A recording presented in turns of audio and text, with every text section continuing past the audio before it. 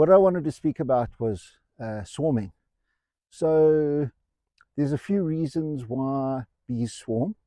So swarming, number one, is nature's way of the hive dividing and proliferation of the species. Speak about that first.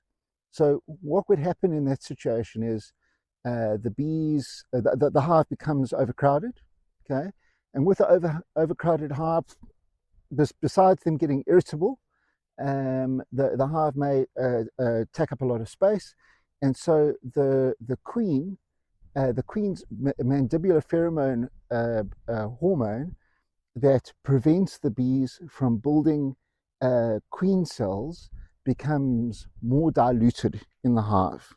So what happens is the worker bees are then compelled to start building queen cells, which is a cell that's much larger than a normal cell or a worker cell or a drone cell, and the queen will lay eggs in those cells.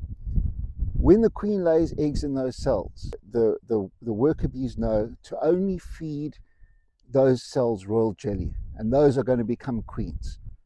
They can't become anything else.